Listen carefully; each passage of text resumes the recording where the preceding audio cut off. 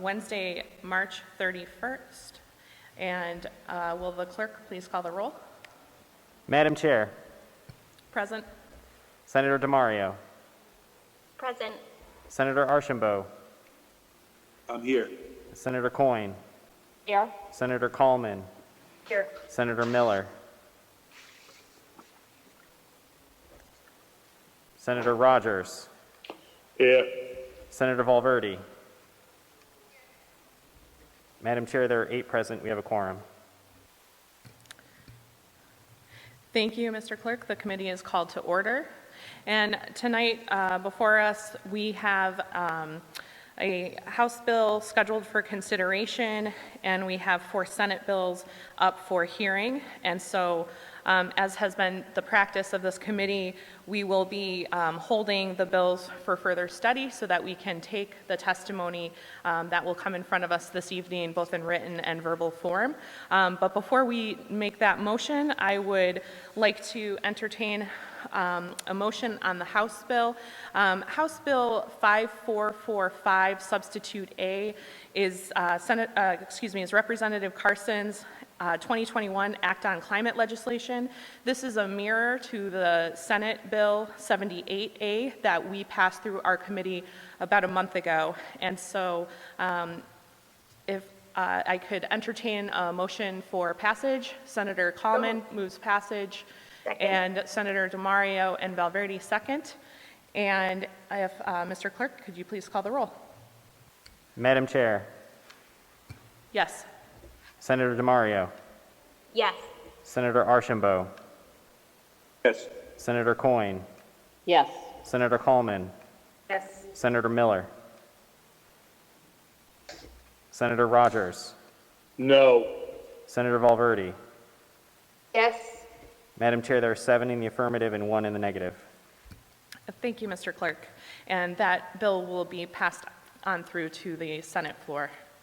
The next set of bills we have in front of us, as I said, I would like to entertain a motion to hold for further study Senate Bill 35, Senate Bill 291, Senate Bill 702, and Senate Bill 704. Can I have a motion?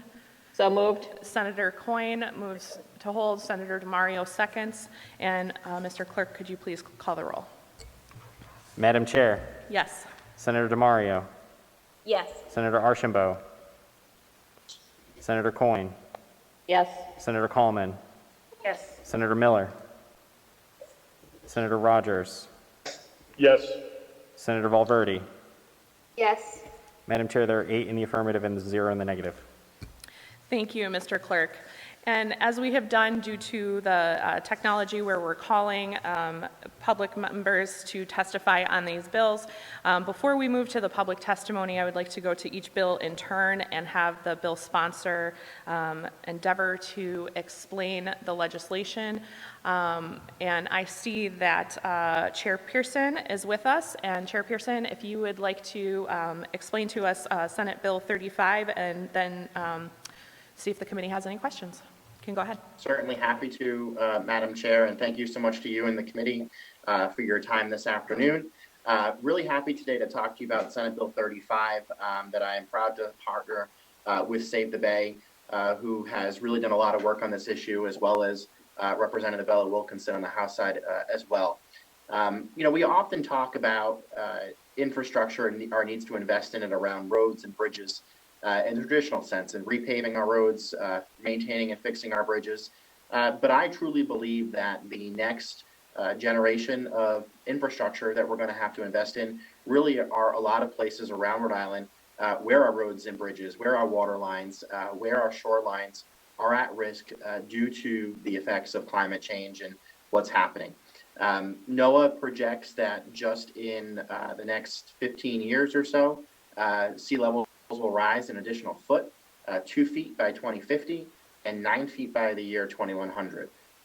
This combined with a series of additional extreme rain events clearly demonstrates the need that all of our coastlines across the state of Rhode Island are going to be in jeopardy, and certainly we have a lot of public infrastructure that surrounds those areas. This is not something that is going to stop, and I do believe the demand is going to continue. And so Senate Bill 35 begins to take an attempt at creating a dedicated revenue stream. We talk about this a lot around the importance of having dedicated funding sources to address certain issues across our state. This bill actually would start that for projects related to relocating some of our infrastructure or removing it, maybe where there's some areas, for example, in Cranston, where we still have dead-end streets that are paved, but the homes that used to be on those streets have been removed because they were completely lost in some of the 2010 floods. And so there's some places where we need to repair or move infrastructure, and there's other places where we just need to remove it. Other things that could be considered here would be regrading eroded banks, working to restore some of our floodplains, and really thinking about how we adapt our entire coastal infrastructure around it to deal with those rising seas. We'd be able to fund this work, and this would be a partnership with cities and towns. So this would largely be a fund accessible by cities and towns to apply for projects and receive funding. And we would pay for it by levying onto an existing tax. So there's an existing tax that charges a fee per every barrel of oil that comes into Rhode Island. We would add 5 cents a barrel, which to translate that out is about a little bit less than 1/10 of a cent on a gallon of fuel. So a very, almost a noticeable change to what people might see at the pump, but it would generate about $1.9 million a year towards this dedicated source. And so certainly I'm not convinced that $1.9 million a year will be enough, but I do think it is a start to get this fund moving, have a dedicated revenue stream, and then be able to get these projects on queue and understood across our state so that we could begin them right away with this funding, but also have a better idea and understanding of what the long-term need would be and begin to add additional funds. And so that's really the summary that I have, Madam Chair. I'd be happy to take questions from you or any members of the committee. Thank you, Mr. Chair. Do any committee members have any questions? Senator Rogers, go ahead. Thank you, Chair. I just have a couple of questions. While I agree, and we've heard this discussion before, I agree with climate change. I've actually had the opportunity when I worked for a golf course up in Swansea that bordered the Rhode Island, Massachusetts line. And I do understand the rise of the tide, and I've witnessed it myself. He had an area, 50-acre irrigation pond to irrigate the golf course. And the Palmer River, which was right on the other side of that, over the years, as the tides have gotten higher, it really started inundating and overflowing into the freshwater pond that he used to irrigate, and created a brackish situation where when he was using the water to irrigate the golf course, he was actually killing the grass because of that. We had to raise, do a little bit of work there to stop that coming over. Now, we can all discuss what's causing it, and I'm not going to discuss that here, but I've said it before, there's things we agree on, and it's how and where we get those funds that we may disagree on. Now, I think, and again, the government gets its money from the taxpayers, but I think, when you start saying it's a little bit, it's a death by 1,000 slashes. It's going to cost municipalities money. It's going to cost money to the taxpayers in the long run. So I use caution when we start raising the fuel tax to fund these things. Again, that's all I have to say. I don't know the solution, but I'm here to help. But I do see there is a problem. Thanks. Yeah. No, Senator, if I may, Madam Chair, that I think that's a at the end of the day, these costs are going to come bearing down on cities and towns directly, or to property owners through losses or interruptions in service. And so I think at the end of the day, this is a cost. To moving this infrastructure and making these investments is not an option, right? That's going to be something that we don't get to pick when we're going to be impacted. And I've got a list of projects in front of me from Cranston, Warwick, Portsmouth, Narragansett, Newport Harbor, a series of things around, water lines, roads, or other public infrastructure that are in jeopardy, and will be there. So I believe the cost is going to be there, no matter what we do. And, that cost is either going to be borne directly by cities and towns and pushed through on a property tax, be borne through losses and therefore insurance premiums, or some other mechanism. At the end of the day, I'm with you that we want to try to find as many ways to fund it, potentially with existing resources that we have in the state. And I think what my attempt here is to begin this with, I understand your opposition or concern about increases of any kind to the fuel tax, even as small as this one may be.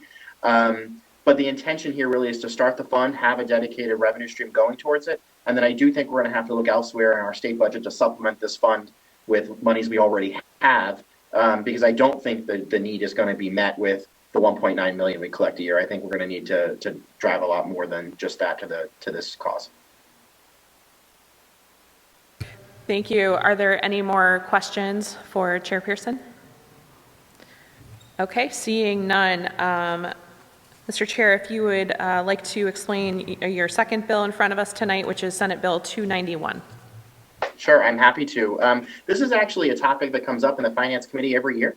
And one of the things we talk about every year in finance, typically actually, this is the first year we haven't, in most governors' budgets, they propose a series of scoops or transfers that are coming from our quasi-agencies back into the state budget.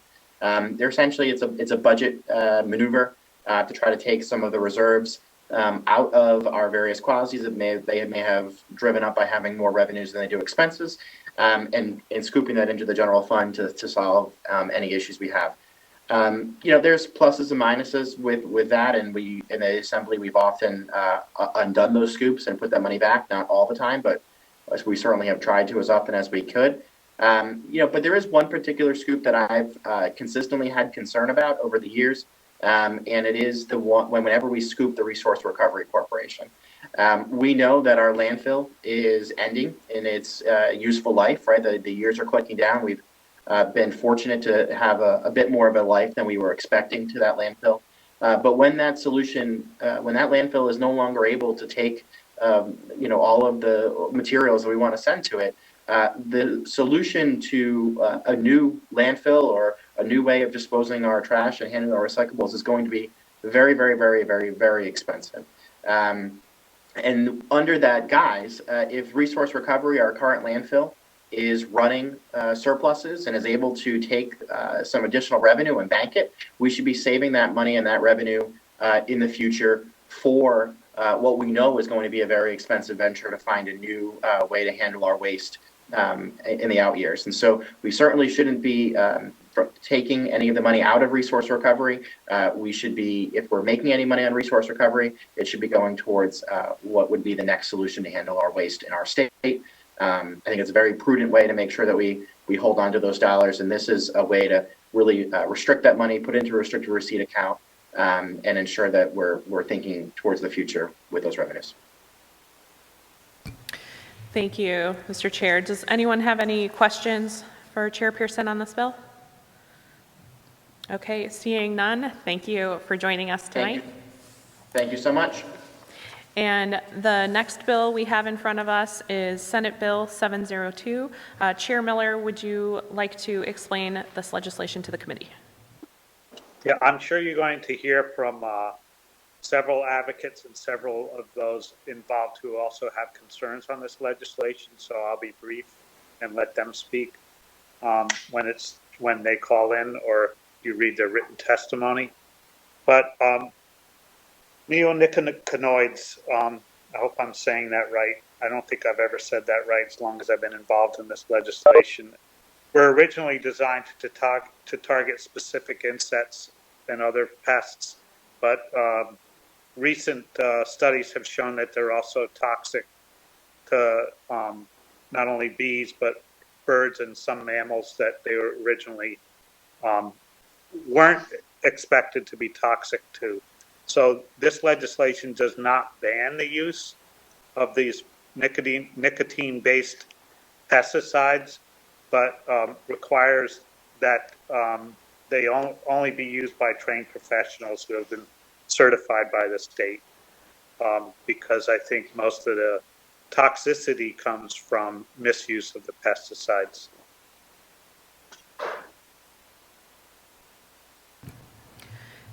Thank you. Are there any questions from committee members? Okay. Hearing none, the next bill we have before us is Senate Bill 704 with Senator Valverde, sponsored by Senator Valverde. And Senator, would you like to explain your legislation? Yes, thank you, Chair Oyer.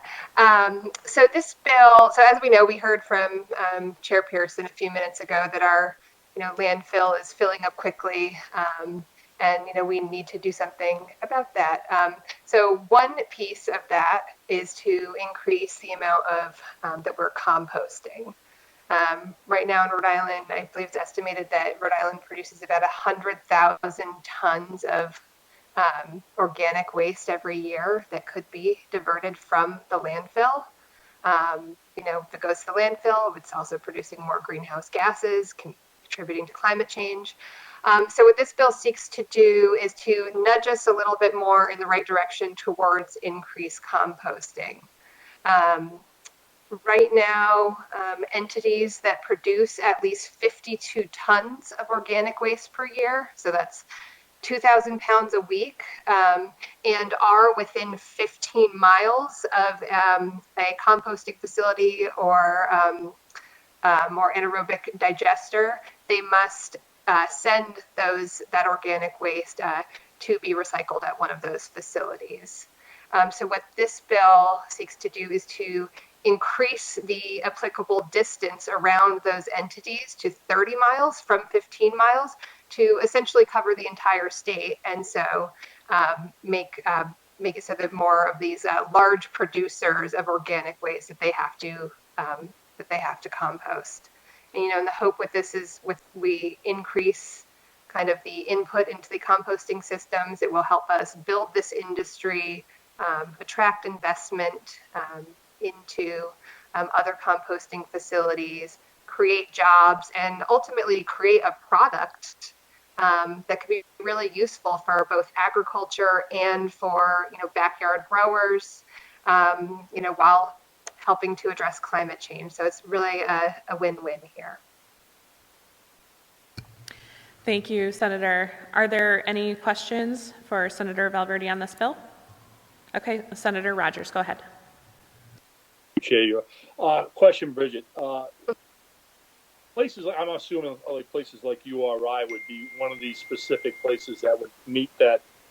I'm assuming it's one of the largest educated facilities in the state, that they probably are within that 50 tons a year. Is that correct? An assumption?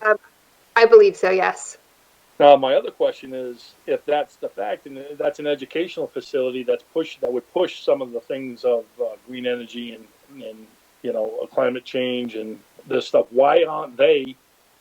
I know they got a farm and ag program. Why wouldn't they be able to have their own composting facility and use it in-house, not only as educational, but as being part of the solution? I know it's not too terribly hard to get a composting facility. The farmer across the street from me that might be out of business if one of these farm things passes because he's a large operation, actually holds a composting facility that he's licensed by the state of Rhode Island. But I was just wondering if some facilities like URI can't have it on their own grounds with such large facilities that they have that could handle their composting material. And as we all know, that's flipped and rolled in compost. When it hits a certain amount of temperature, it's flipped again, because when it meets, I think, 142 degrees, it stops decomposing. It needs to be reflipped to start decomposing again. So that's just a question I pose, that maybe they ought to have it. If they create one at URI, they would be able to take it from other facilities that would be close to them. So it's just a thought. Thank you, Senator Rogers. Senator Valverde, did you want to respond? Oh, I'm not really sure on what the specifics are with URI. They may have some composting operations set up, but I'm not sure. But I know that we're going to have some people calling in to offer some testimony on this who might be able to shed some light on that.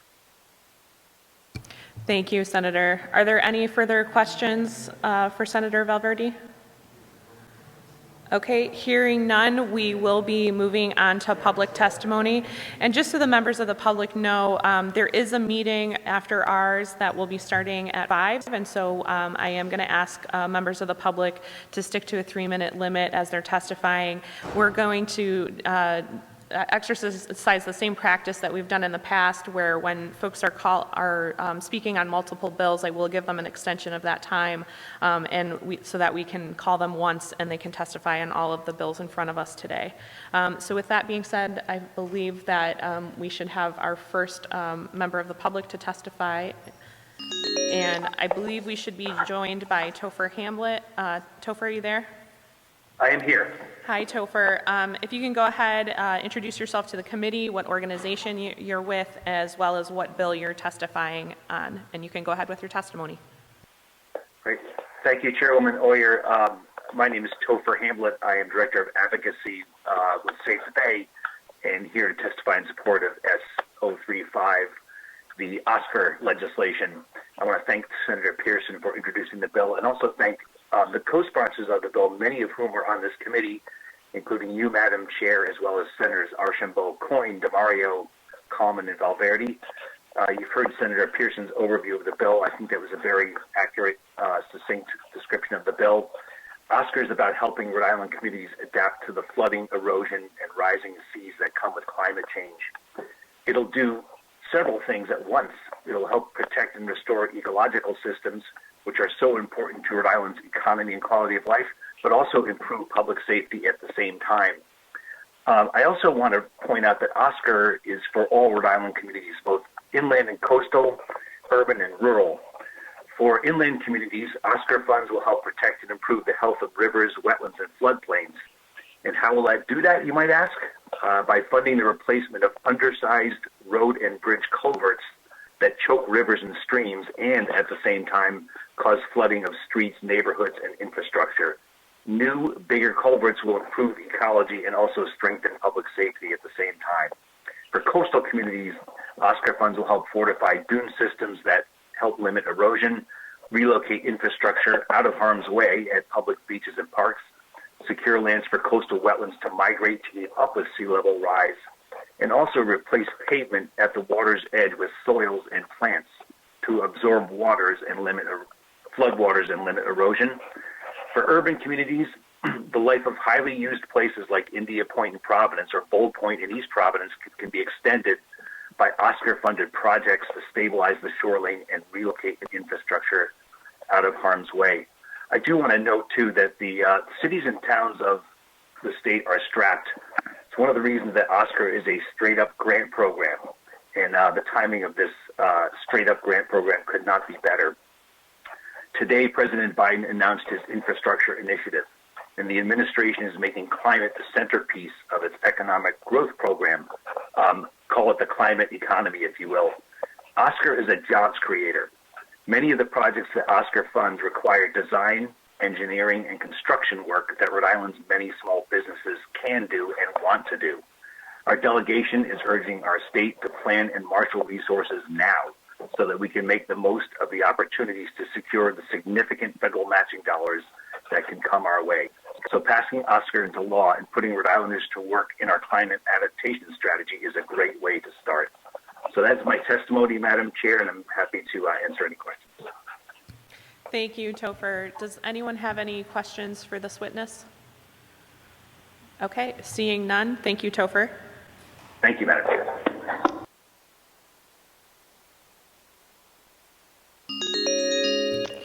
And I believe we're joined by our next witness, Greg Garrett. And Greg, if you want to introduce yourself to the committee, let us know if you're representing an organization. And I know you're testifying on multiple bills tonight, so if you want to go ahead and list the bill before you give your testimony, but you can go ahead and give your testimony on all the bills you're speaking on tonight. Sure. Thank you, Senator Oyer. This is Greg Garrett. I am not representing anybody other than myself, though I work with many different people. I am speaking about 4 bills, all 4 of the ones on your agenda. I think we'll start in numerical order. The Oscar bill, S35. my friend and colleague Topher Hamlet just gave you all of the good reasons for why you should support this. I tend to do a lot of work looking at the nature of ecosystem services, you know, how much a salt marsh helps a community, how much a forest helps a community, a floodplain.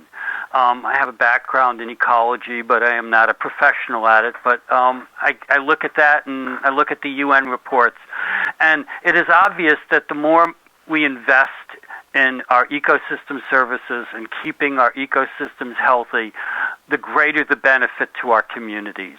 And to spend 5 cents per barrel of oil, which is actually probably less than the daily fluctuations of a barrel of oil anyways, seems a very good deal to make this money available to our communities.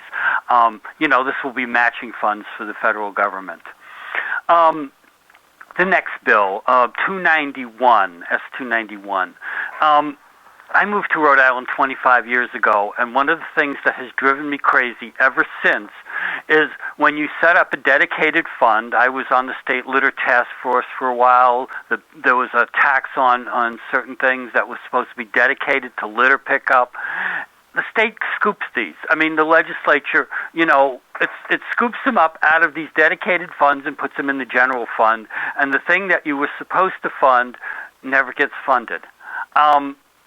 I'm sorry, but that just seems like a really bad idea. And so I would love to see this legislation for resource recovery, because resource recovery critically needs that money right now. But this should become a general law in Rhode Island, that if you set up a dedicated fund, that the legislature cannot on a yearly basis scoop it. Next, neonics, Bill S702. These things are poisonous, and I don't know how many of you heard about the insect apocalypse. They're not sure it's quite as apocalyptic as they think, but, you know, you go outside, there's just not as many bugs.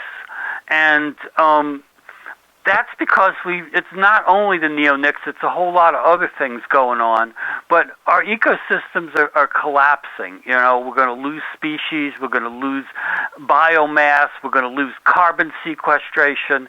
Neonics are one piece of this. And I saw something really interesting, though, the other day, that in cities are becoming much more havens for pollinators, because their cities are banning things like neonics and other kinds of pesticides, and the rural areas are suffering even more of a decline in these insects, and these insects are what feeds the birds and feeds all the other things that are going through the ecosystem, including a lot of the pollinators, who are not only pollinators but eat other things. So you're losing, the more you poison your systems, the less they're able to support our communities. And I think we should seriously get moving on this. The fourth bill, S704. I helped move the state towards composting when 13 years ago, Southside Community Land Trust and I partnered on what we called the Compost Initiative. It was an idea to bring composting to the state, because so much of what we're doing in terms of putting food scrap into the landfill both fills the landfill faster and creates methane, which is a greenhouse gas. And we need this stuff. We need to build, if we are going to have a further agricultural renaissance, we need more compost to feed the soil, and it needs to come from our food scrap. So there's all these benefits. So we did a little bit of work over years. We helped get that first bill passed, which says if you are an institution with 104 tons of compost a year, or compostables a year, that's 2 tons a week, this bill would cut it in half. Now, when we passed that bill, there was no infrastructure in Rhode Island, but the prediction was that if we continue to mandate for smaller and smaller amounts, the amount of food scrap you had before you had to compost it, it would move this state forward. And we have seen that. We now have, instead of one compost business in the state, we probably have 15. If we cut this a half again, we are going to see a further expansion. There is a lot of energy. The compost conferences, have been canceled the last 2 years with the pandemic, but that was growing every year. Every year there were more businesses showing up. Anything we can do to continue to help businesses see the point of getting compostables out of the waste stream and into the compost stream, or all of the other things. And somebody was asking about, could your school compost on its own? Absolutely. We actually made the rules much simpler so that a school could set up a compost facility just for the stuff from the school with not a huge amount of paperwork. Somebody with a little bit of a engineering background and could do the mapping, on a CAD CAM, could go through the process to set up a facility at a school, and it would be a great educational opportunity. It would be an opportunity to grow food for the cafeteria, and it would save money on dumping at the landfill. So I am supporting all 4 of these bills today, and I hope you will, and I'm happy to take questions. Thank you, Greg. Are there any questions for this witness? Okay, seeing none. Thank you, Greg. Have a nice night. Thank you. Take care.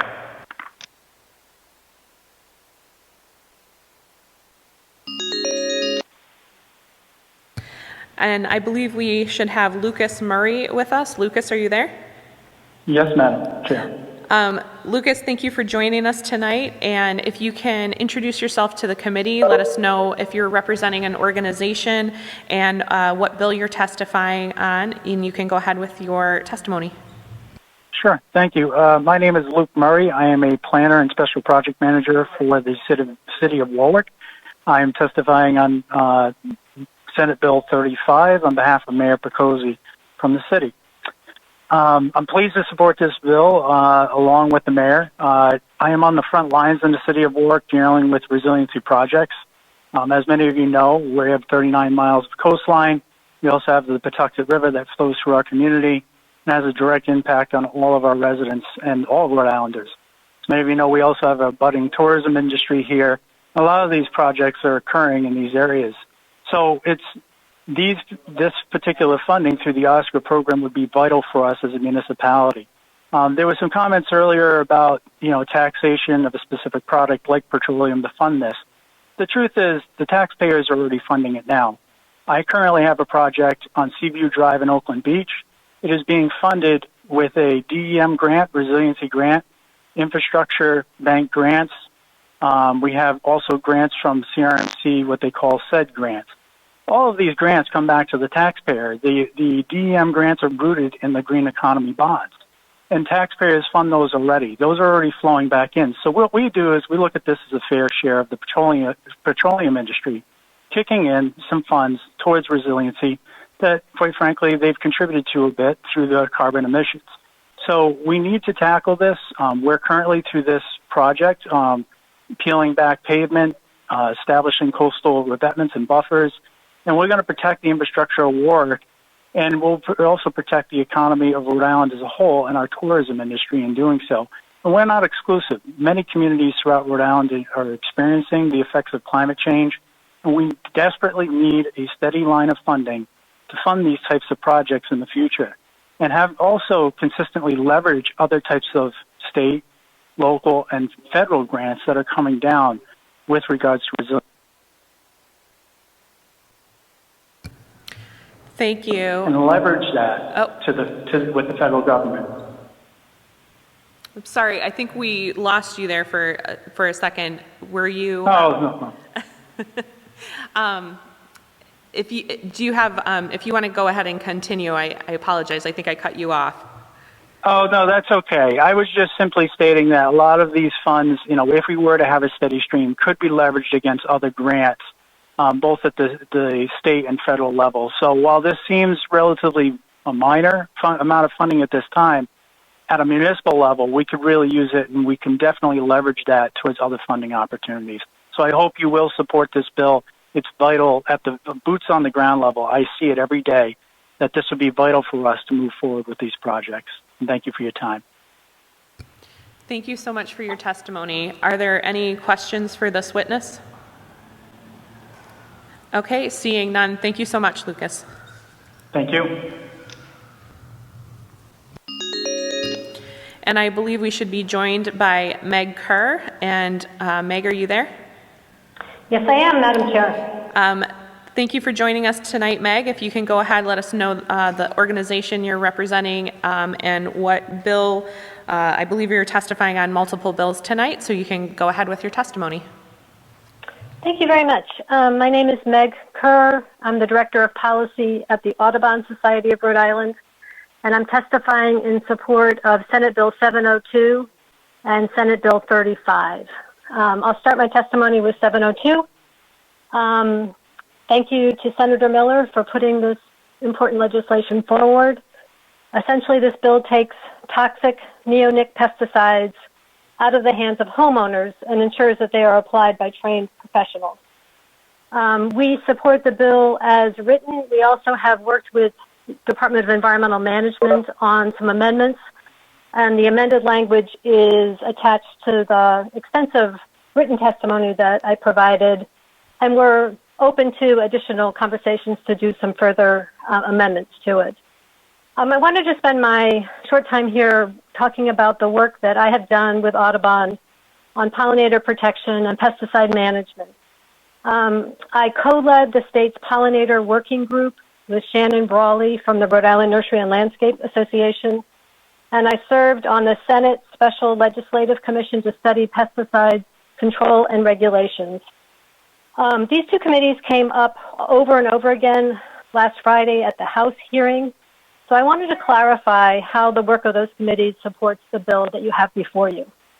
First of all, neither group was formed to look at neonics, and neither group concluded that neonics are safe. It's important to realize that neonicotinoids are pesticides. They're intended to kill insects. Both groups did find that the issue of pesticide management is complicated, that the DEM pesticide program is understaffed and underfunded, and they both identified that misuse of pesticides by homeowners in particular is a problem with all pesticides, including neonics. The Pollinator Working Group was established in 2016, and it was charged with studying pollinator health and habitats and reporting to the DEM director and the House of Representatives. As I said, I co-chaired the group, and we issued 2 reports in February of 2017 and February of 2018, and links are in my written testimony. The group was charged with this broad charge of looking at pollinator health and habitat, as I said, not examining any particular pesticides. So it was said last week that the committee found no connection between neonics and pollinator decline, and that's just simply not true. In fact, the report states, and I'm just quoting from it, it says that as pesticides are likely one of the contributing factors in pollinator decline, it is reasonable to recommend the fees collected in the registration and for the licensure of applicators be used to fund the Rhode Island DEM pesticide program. I'm no longer quoting. So they contribute to pollinator decline. The report also asked to look for ways to limit misuse of pesticides by homeowners. The Senate committee was established to review the state's pesticide control regulations. It again was not charged with looking at neonic pesticides. It was chaired by Senator Sosnowski, and I served on the commission. I included a link to the final report in my written testimony. So the commission's recommendations did not mention neonicotinoid pesticides, but the recommendations specifically address underfunding of the DEM pesticide program and other concerns. And again, the commission flagged homeowner application of pesticides as a problem. So just to reiterate, both these groups, the Pollinator Working Group and the Senate Commission, didn't conclude that neonic pesticides are safe or that we don't need to do anything to control them. They both found that pesticide management is complicated, and they both identified misuse of pesticides by homeowners as a problem. And the bill before you would limit homeowner use of neonicotinoid pesticides. The work of these groups ended in 2018, about 3 years ago, and in the years since, we've continued to learn about the toxicity of neonics, not just to pollinators and beneficial insects, but to birds and wildlife. And the findings that continue to come out support action to regulate their use. So I encourage you to pass the bill as written. My comments on Senate Bill 35 are brief. You've heard a lot about it. It's a good bill. It'll bring funding to important coastal and inland restoration work associated with climate change. The Audubon Society, we have a committee that works on our legislative priorities and our issues. And not surprisingly, our issues committee cares desperately about birds and wildlife. And we have a long conversation about the salt marsh sparrow and the dire straits that the salt marsh sparrow is in because its habitat floods now at high tides. Nests full of baby birds are flooded. There have been some great stories in the Providence Journal about the salt marsh sparrow. And so we support this bill. We want to see the money invested in restoration projects, especially in coastal areas where birds and wildlife can, habitats can be enhanced. So thank you very much. Happy to answer any questions. Thank you, Meg. Do any committee members have any questions? Okay, seeing none. Thank you, Meg. Thank you.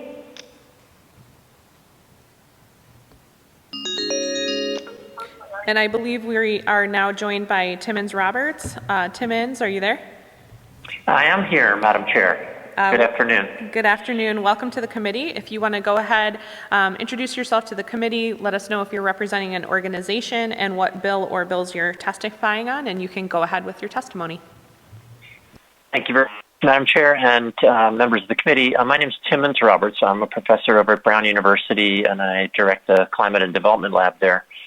I'm speaking as an individual, though, as one person who has been studying climate change for about over 30 years. And when I came to Rhode Island in 2009, the first thing that I saw was a real lack of attention and understanding of the risk that we faced from climate change. And we did a study at that time called Rhode Island's Vulnerability to Climate Change and its Options for Adaptation Action.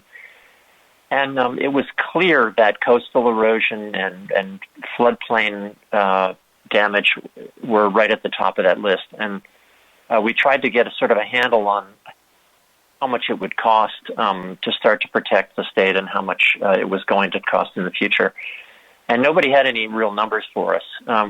We did help pass in 2010 a bill called the Climate Risk Reduction Act of 2010, which created a commission that nobody remembers anymore, that met a bunch of times, came out with a big report, and then that sort of led into the EC4, the Executive Climate Change Coordinating Council, and the Resilient Rhode Island Act of 2014. The point just being that we now have also the Resilient Rhody Plan, which was developed with the leadership of the Infrastructure Bank and Sean O'Rourke. And yet every time I'm on the Science and Technology Advisory Board of the EC4, and every time I ask, how much is this going to cost for the state to adapt to climate change and where are the funds coming from, they're still identifying sources of money. There are, a good number, but there's never anything about really the scale of the costs, what they're going to be. But it's clear that they're going to be in the billions or the tens of billions of dollars, especially for some of these things like, moving or repairing infrastructure. We have all of our sewers are right at the bottom of floodplains, right along our coastlines. And so any kind of work on sewers is going to cost billions of dollars. Roads and culverts and all these kind of things. So I strongly support, Senate 35, Senator Pearson, the chair's bill, and noting the support of, with him, 11 senators and 8 representatives of this bill. It's just smart. It's kind of putting us very small fee of 1/10 of a cent per gallon on fuel to directly, exactly the kind of impacts that the use of that fuel is causing through climate change. So I think it's a good bill. It makes sense to me. What I fear, though, is that the total amount of money that it's raising is way too small. 1.9 million a year is just not on the scale of the problem. So I would argue for it needing to be, increased maybe by tenfold. But that's not what you're here to consider today. But I think this is a tiny fee, and I encourage you all to support it. And thank you very much for your time. Thank you so much, Timmons. Are there any questions for this witness? Okay, seeing none, thank you for your testimony. Thank you. Take care. And we should be joined by Leah Feldman. Leah, are you there? I'm here. Leah, if you want to go ahead and introduce yourself to the committee, if you're representing an organization or agency, and also what bills you're testifying on, you can go ahead with your testimony. Thank you. My name is Leah Feldman. I'm a policy analyst with the Rhode Island Coastal Resources Management Council, and I would like to express my support and that of the Coastal Resources Management Council for Senate Bill 35. I co-manage the grants program for the Coastal and Estuarine Habitat Restoration Trust Fund alongside the Narragansett Bay National Estuarine Research Reserve Specialist, Caitlin Chafee.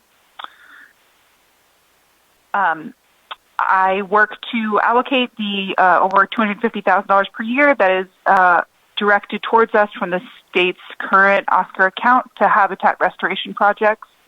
These projects are meant specifically to undo the negative impacts from human activity to Rhode Island's valuable coastal environments, including restoring river passage for migratory fish, removing dams, restoring tidal flow, replanting coastal vegetation to recreate habitat, and just encouraging natural resiliency. We've established a really efficient and fair competitive grants process and a highly qualified technical advisory committee to ensure the selection of appropriate projects. This fund has been a really vital and reliable source of non-federal funding that state agencies, municipalities, and NGOs have leveraged to obtain federal grants. And the fund so far has leveraged over $30 million in federal funding for over 140 unique projects that restore marshes, rivers, coastal waters, and just, give Rhode Island its unique coastal character, so highly valued by its residents. This additional funding proposed by this legislation to supplement the existing fund would be targeted to projects similar to this that address public infrastructure that is currently failing or threatened by climate change, and as such, is subject to increased sea level rise and coastal storms.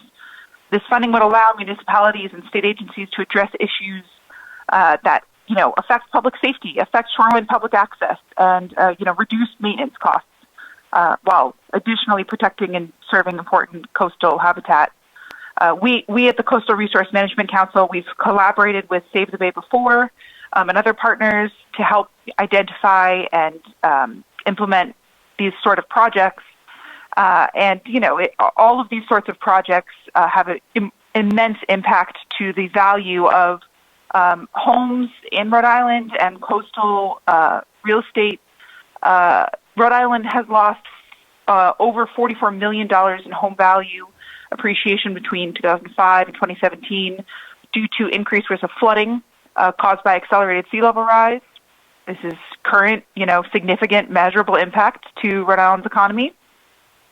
And this is a result of burning fossil fuels that has already happened and will undoubtedly increase over time as sea levels continue to rise. The impact to our coastal habitats are well documented. We've lost over 17% of our coastal salt marshes over the last 30 years, and that also can be attributed to sea level rise. It's likely to increase. All models show that it's likely to increase dramatically by the end of the century. And these problems, they can't be solved by building barriers and elevating structures. We need to address adaptation and nature-based solutions to represent, a more cost-effective way to address climate change, to address impacts today and also impacts in the future.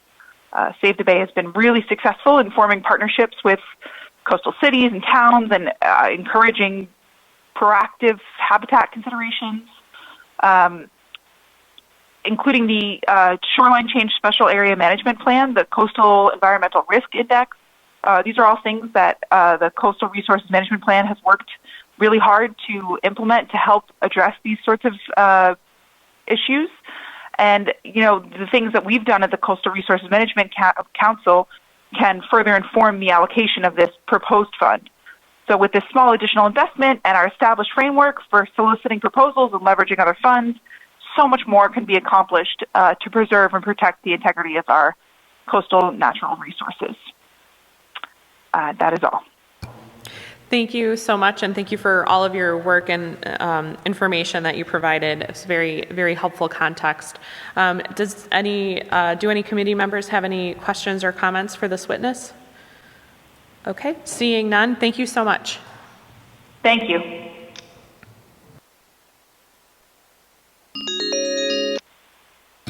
And I believe we should now be joined by Thomas Rogers. Thomas, are you there? I am. Welcome to the committee. If you can introduce yourself, let us know if you're representing an organization and what bill or bills you're testifying on. You can go ahead with your testimony. All right, thank you. Good afternoon. Thank you, Chair Oyer and members of the committee. My name is Thomas Rogers, and I live in Narragansett. I was on Save the Bay's Board of Directors for 20 years, 3 of which as president, and I'm currently the chair of the Narragansett Land Conservancy Trust and vice president of the Rhode Island Land Trust Council. I'm speaking on behalf of the Land Trust Council in support of Bill 35. And as a resident of Narragansett, I also wish to thank our Senators DeMario and Senator Valverde for sponsoring this bill. A few years ago, I saw tangible, although subtle, evidence of the effect of rising sea level. In 2012, the town acquired the Middlebridge Conservation Land along the Narrow River. Since that time, the long grasses which extend to the top of the shallow bank have now been replaced by salt marsh species, and the color difference is clearly discernible. In response to the rising sea water, the marsh is moving inland, reestablishing itself as it goes. If the bank contained a bulwark or other hard shoreline protection structures, the marsh would die. There are many more dramatic examples of the impacts, rising waters and increasing severities of storms, and these impacts are not just along the coast, but as mentioned before, it's also inland along rivers. I have the benefit of being a subsequent witness, so therefore I won't repeat a lot of the other comments people have made, although I would like to make a comment that other states have found that by reestablishing natural floodplains along rivers have significantly reduced the flooding in developed areas. Senate Bill 35, to establish the Oscar Fund, will provide cities and towns with the funding to address their individual concerns, and with a predictable source of funding, and not one that varies with each budget cycle. Cities and towns can better plan for work with the most impact rather than projects which react to a single budget cycle. The bill's provision to collect a fee on delivered petroleum products seems appropriate, and the cost to each passenger car owner is likely to be less than $1 a year. The bill will provide large benefits at a cost almost imperceptible. I encourage you to pass the bill, and thank you for your time listening to my comments, and I'll be happy to answer any questions.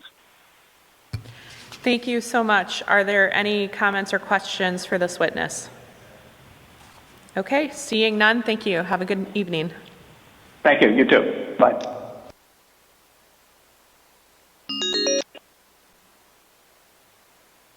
And I believe we should have Isaiah Tobias Lee with us. And if you would like to introduce yourself to the committee, let us know if you're representing an organization and what bills you're testifying on, and you can go ahead with your testimony. So I'm testifying on Bill 35, and I'm representing myself, although I have volunteered at Sunrise Rhode Island for about a year and a half, but I am testifying on my own behalf. I'd like to thank the chairperson and the committee for hearing me on this, and thank the sponsors, especially my Senator Sam Bell, for pushing a bill this essential to all of us as Rhode Islanders. I volunteered at Sunrise for about a year and a half, and I've mostly done so on my own fear of the impending climate apocalypse. The cost of not acting to combat the climate crisis is already hitting us. I'm a student at Providence College in Liberal Studies and Social Science, and my classes have become more and more bleak as the years go on. I'm sure 20 years ago, when all of you were in college, you didn't have long conversations with your teachers about how climate change is making you and your generation suicidal as a homework assignment. But we learn about how pesticides were originally developed from the same chemicals that were used side by side with mustard gas in World Wars I and II, about how traditional farming is destroying the land and depleting all its soil in Rhode Island of its resources for the very food we eat, and how soon we could see food shortages and famines because of it. If we don't do anything now, my generation will be wiped out, and we know it. When I first moved to Rhode Island in 2013, I remember feeling like the air was heavier.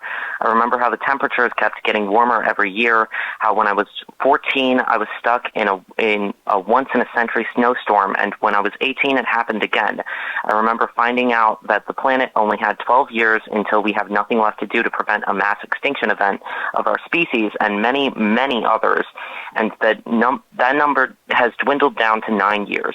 We have 9 years left.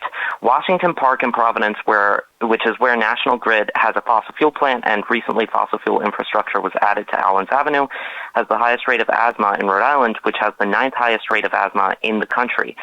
We, as Rhode Island, are one of the main focal points of climate change in this country, and we need to act now. I'm urging you to support this bill, and I'd be happy to take any questions. Thank you. Thank you. Are there any questions for this witness? Okay, hearing none, thank you for your testimony this evening. Yep, have a good day.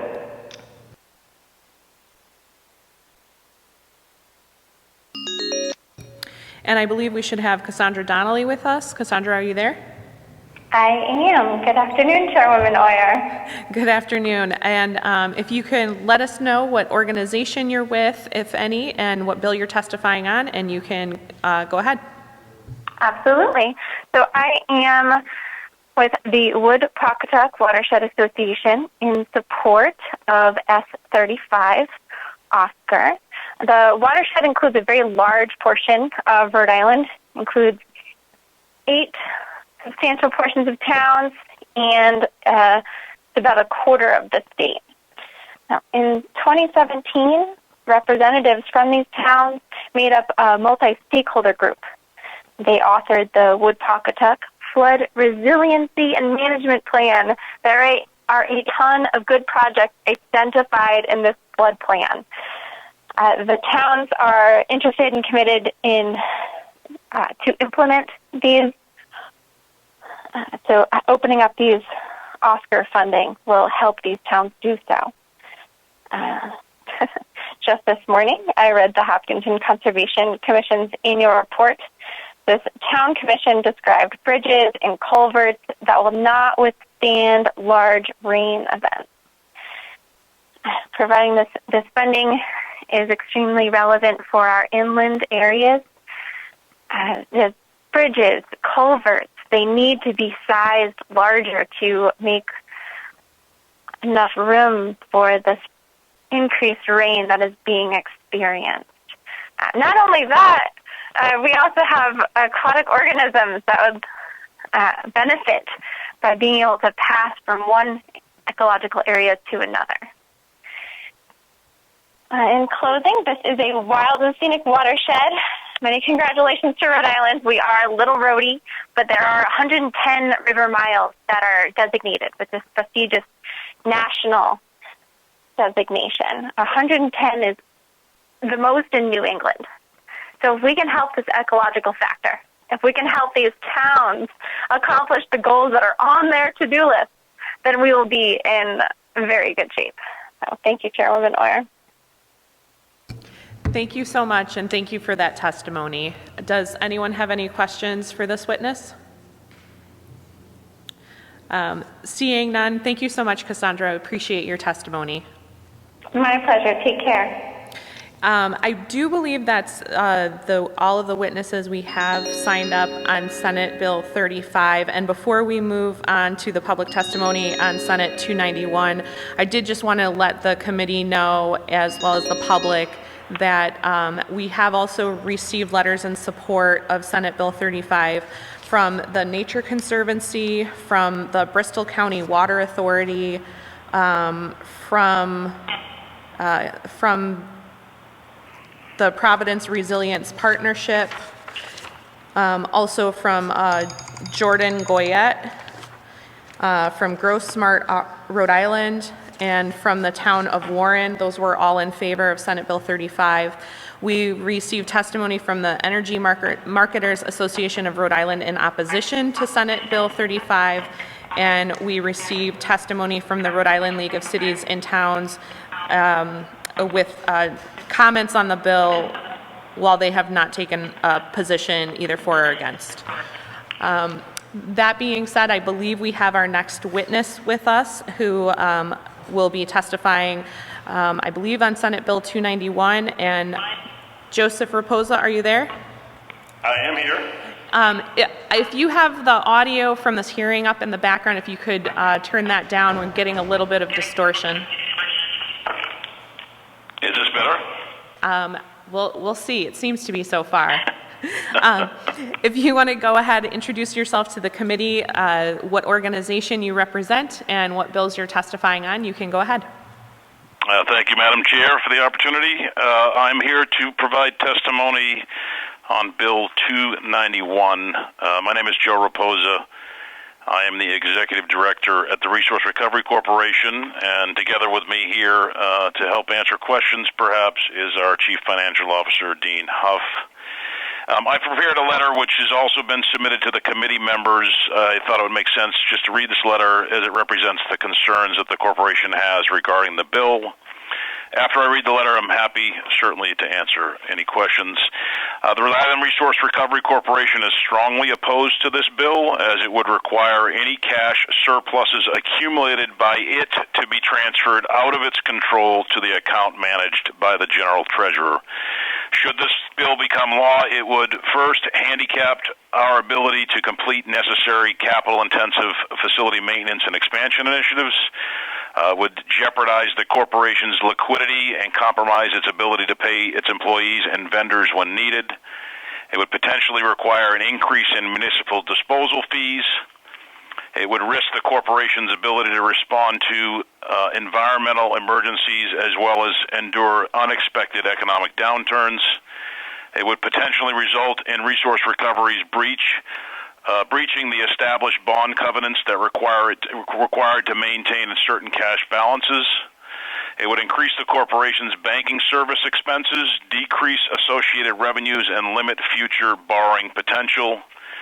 It would result in a loss of important direct control over the corporation's revenues. And lastly, it would add significant complexities to the corporation's annual capital planning and budgeting processes. Any one of the above mentioned, when taken alone, would present significant operational concerns to Resource Recovery. When taken together, however, the full consequences of this bill would truly jeopardize the corporation's ability to achieve its mission of providing safe, environmentally compliant, clean, and affordable solid waste and recycling services to the people of the state of Rhode Island.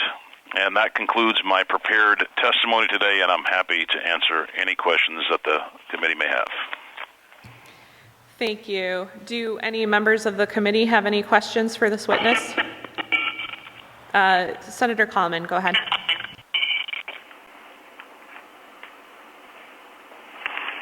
Thank you.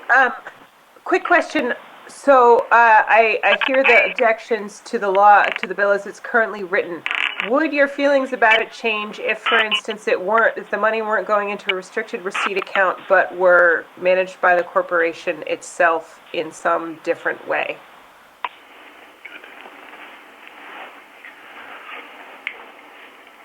Hi, can you hear me? This is Dean Huff, I'm the Chief Financial Officer at the Resource Recovery. Thank you. Yes, you can go ahead. Okay. Yep. I have mixed feelings on that. It would help in some of our matters. If we restrict it solely for capital, it does limit our ability for other needs, operational needs. If we started, every year this almost starts us over from zero. We do have operational cash needs, heavily at the beginning of the year. So we always need liquidity in our cash reserves. We can't put all our money for capital or future capital. Most of it goes there, but we do need other capital reserves. I have tried to set these up internally. I am not allowed to do it just for capital needs. We do have sinking funds set up now to try to do these things. We've started with those. But again, for an all or nothing, to throw it all in there, I don't think that would be a good idea, even under our control, because we do need a little leeway to move our between operating and capital. Does that answer your question? Yeah. Thank you. Are there further questions or follow-up? Okay. I see none at this time. Thank you for your testimony, and I hope that you will also follow up with the sponsor to address any of these concerns and maybe work with Senator Coleman as well. I will do. Thank you very much. Thank you. And we have also received testimony on Senate Bill 291 from the Rhode Island League of Cities and Towns, who are in support of that legislation. And I believe we now have with us Sue Anderbaugh. And so, Sue, if you want to go ahead, let us know what organization you're with, what bill or bills you're testifying on, and you can go ahead with your testimony. Awesome. Thank you so much, Chairwoman Oyer and members of the committee. My name is Sue Anderbaugh, and I am with the Nature Conservancy. And I'm testifying in support of Senate Bill 702, which would restrict the use of neonicotinoids in order to protect pollinators. And we are grateful for Senator Miller for sponsoring this legislation. And I will also just say I can never say that word either, Senator Miller, so you're not alone. I have to stumble a little bit. I won't read my testimony. I have submitted written testimony as well, but just wanted to highlight a few key points. So we support the legislation as it's written for a number of reasons, one of which is, so at the Nature Conservancy, we steward more than 10,000 acres of land, of our own land here in Rhode Island. And we largely avoid the use of any herbicides or pesticides in favor of mowing and other mechanical systems. And we manage our land in this way for a variety of reasons. Mostly to protect the land and water and the wildlife that call all of our land home. And we also recognize the really dire public health implications of neonicotinoids, and we don't use any neonicotinoids on any of our properties in Rhode Island. So while we're in support of the legislation as it stands and have professional experience as an organization dealing with land and pests and all the things, we would also support, as Meg Kerr from the Audubon Society has already described, an amendment, which she has attached to her testimony and I've attached to mine, and I believe DEM has as well, which would make neonicotinoid pesticides labeled for outdoor use state limited use. And we really understand the challenges that arise for a variety of reasons where specialized solutions are required. But we really feel, because of the dire impacts that these can have on pollinators and birds and other wildlife, that these kinds of treatments should be limited to licensed professionals, which can include farmers, it can include veterinarians, it can include licensed employees of pest control businesses. And so we support an amended sub-A that would restrict their use in those places, and we also support the legislation how it's written. I'm happy to answer any questions or to do any follow-up, and I've listed a number of other reasons for our support in my letter, but know you have a lot of testimony on your plate tonight. So thank you for your time, and I look forward to working with you on this. Thank you. Are there any questions or comments for this witness from the committee? Okay, seeing none. Thank you, Sue.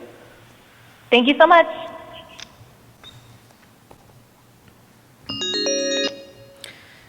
And I believe we should be joined by Joel Terrell. And Joel, if you want to go ahead and introduce yourself to the committee, let us know what organization you're with and what bill or bills you're testifying on. You can go ahead with your testimony.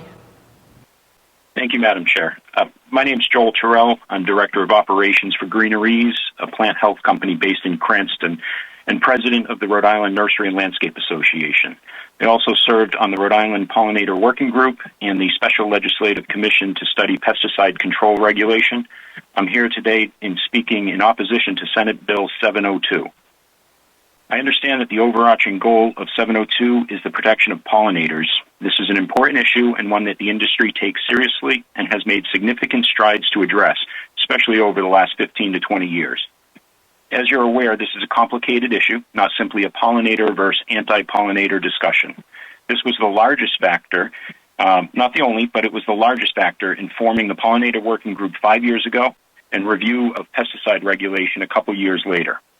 Reports from the pollinator working group are readily available, but the testimony we heard between 2016 and 2019 leads me to believe that requiring applicator certification to use neonicotinoids as a horticultural tool does little to protect pollinators, but will harm businesses, result in increased pesticide use, and worse still, place applicators at higher risk.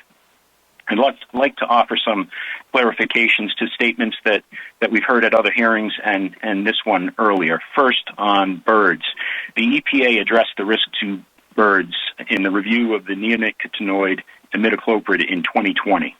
They said that the acute, and I quote, the acute risks to avian species from foliar and soil treatments appear to be low, end quote. Seed treatments used in large-scale farming were noted as a concern, especially for small birds eating small seeds. Rhode Island isn't a large-scale farming state, and there's no evidence that this issue, or that this is an issue in Rhode Island. As to the toxic pesticide that we're discussing, as it's been referred to, every chemical has a hazard, even water. Many of the pesticides we use today are safer, more stable synthetic copies of natural plant defenses. Pyrethroids building off pyrethrum from the chrysanthemum, or neonicotinoids from nicotine and tobacco. To paraphrase poorly, a poison is determined by the dose. The LD50 of arsenic is 15 milligrams per kilogram. A small amount kills 50% of test subjects. In this case, it's rats.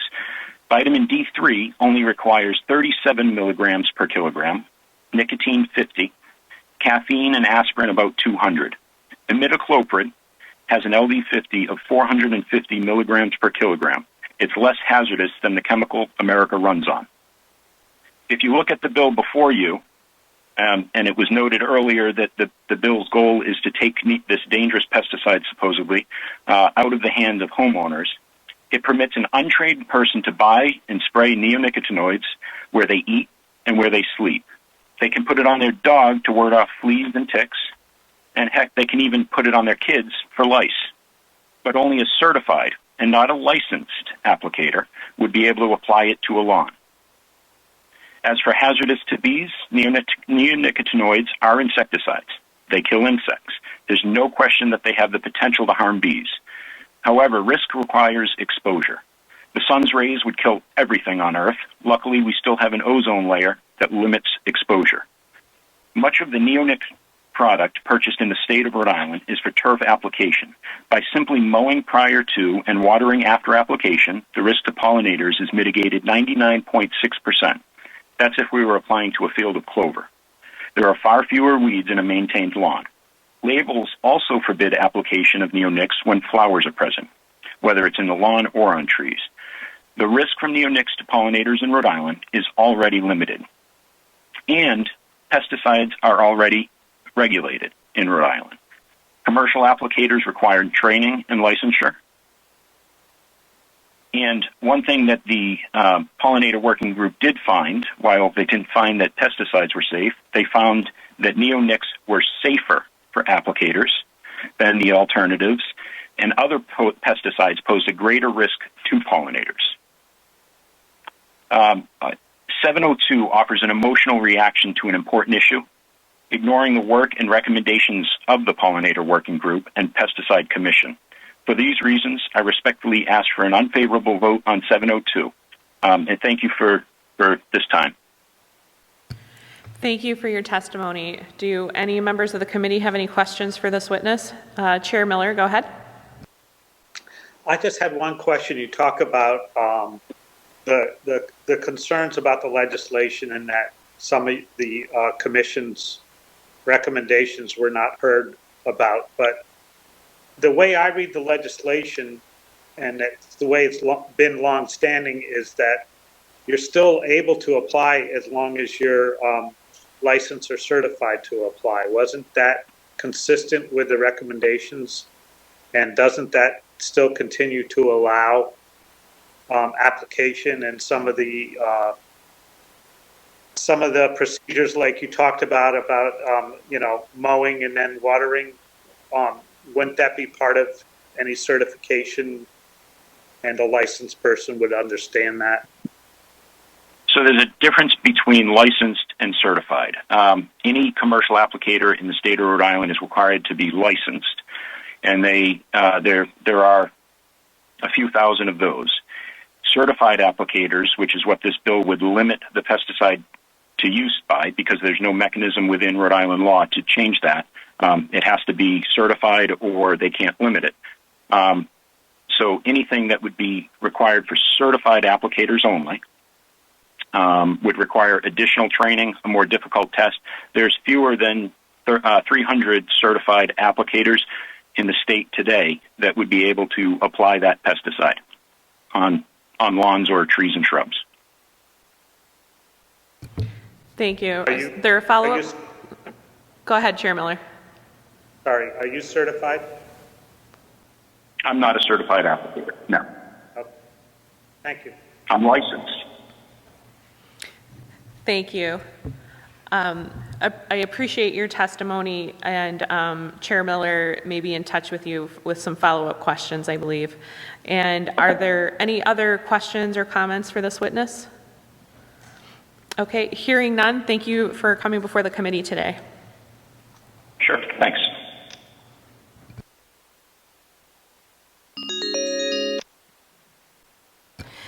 I believe we should have Drew Tower, and I apologize if I mispronounced your name, but if you can— You got it right. All right, excellent. If you can go ahead and introduce yourself to the committee and let us know what organization you're representing and what bill you're testifying on. Thank you so much. Good afternoon. Thank you, Madam Chair, and the rest of the committee for the opportunity to speak. I am Drew Tower, Community Resource and Policy Director at the national nonprofit Beyond Pesticides.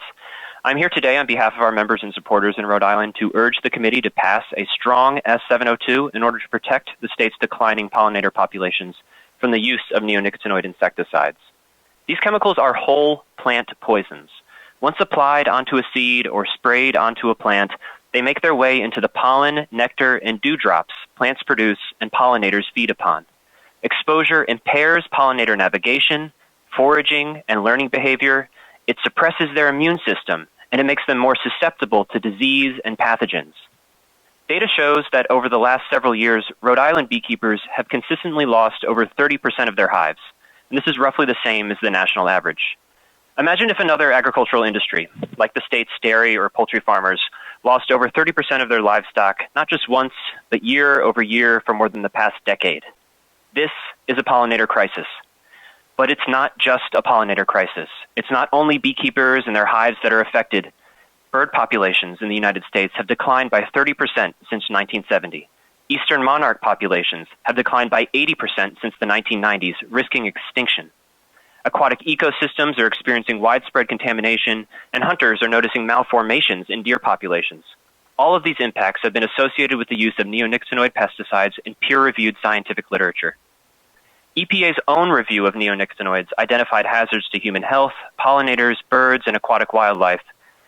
Despite overwhelming data, the agency is only proposing limited label changes around application timing and amounts. But under federal pesticide law, EPA sets a floor and states have the power to go beyond this standard. Several other New England states have already imposed restrictions in the face of EPA inaction, yet these consumer bans should be the starting point. As Canada and the European Union show, banning all outdoor neonic uses can protect pollinators while maintaining agricultural productivity. Rhode Island has the chance to begin to reverse the pollinator crisis by passing this important legislation. With robust evidence on the hazards of neonics, we urge lawmakers not to wait for EPA, to follow the science and pass strong restrictions on these pesticides. Thank you for the opportunity to speak, and I'd be happy to answer any questions. Thank you. Are there any questions or comments for this witness? Okay, seeing none, thank you so much for your testimony.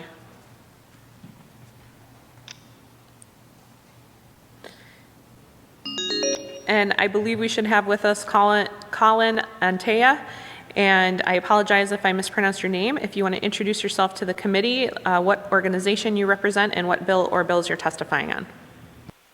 Thank you, Chair Hoyer. I know you got my name perfect. So yes, my name is Colin Antea. I'm a legal fellow with Conservation Law Foundation. and I'll be speaking on S702. And thank you for the opportunity to testify. CLF strongly supports S702, which would make most neonicotinoid pesticides state-limited use so that they may only be applied by certified applicators in Rhode Island. You've heard from Drew Tower the tremendous havoc that these pesticides are playing on Rhode Island's beekeeping economy and the agricultural economy as well because of that. At this point, there is overwhelming scientific evidence that neonicotinoids contribute to pollinator losses. And I would like to be clear on this point. I'm not claiming, and I don't think you'll hear anyone claim today, that neonicotinoids are the sole cause of pollinator declines. However, it is now beyond reasonable dispute that neonicotinoids are highly toxic to pollinators.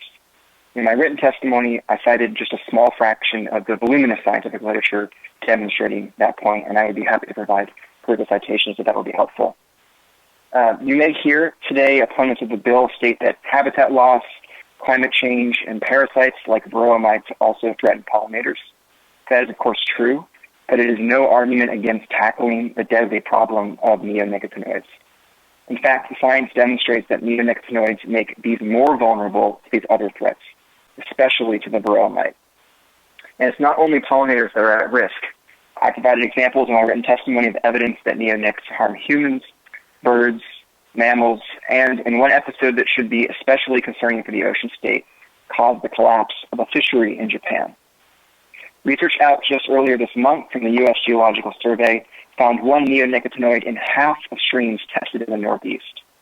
So basically, if you have a stream running through your neighborhood or town, there's a 50% chance it's contaminated with a neonicotinoid. These pesticides are truly pervasive in our environment, and they persist for a long period of time. Now, it's no surprise, given the dangers that I've just discussed, that states are increasingly placing limits on neonicotinoids. Since 2016, Connecticut, Vermont, Massachusetts, and Maryland have restricted neonicotinoids. Rhode Island should do the same to protect residents and the environment from exposure to neonicotinoids.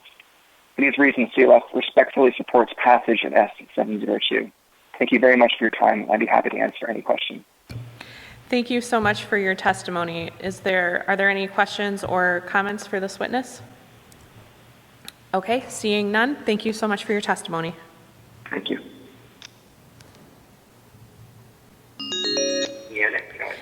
And I believe we should now be joined by Michelle Calapi. And Michelle, if you want to go ahead and introduce yourself to the committee, let us know what organization you're with and what bill or bills you're testifying on. You can go ahead with your testimony. All right, thank you for the opportunity to provide you with written as well as verbal testimony. I am Michelle Calapi, the Executive Director for Lead for Pollinators, a national nonprofit serving beekeepers and pollinators for a sustainable ecosystem. We are in support of Senate Bill 702 as submitted to the committee. Beekeeping has a more than 100-year history in Rhode Island, and in 2016 hosted the Eastern Apicultural Society Regional Conference, generating interest in beekeeping and tourist and educational income for Rhode Island.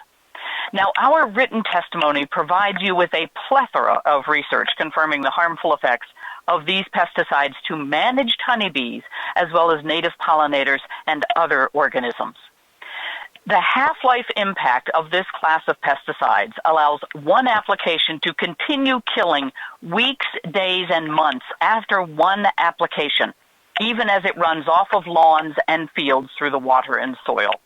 The very nature of the neonics, its purpose of entering the vascular system of the plant, wherein it exudes that toxin, the neonics, in the pollen and nectar of the plants, and it allows it to kill as the chemical drifts, because all pesticides kill, whether it's at the sublethal level or, as previously mentioned, the LD50 level. Not as many losses in bees are at the LD50. That would be a direct application of the pesticide.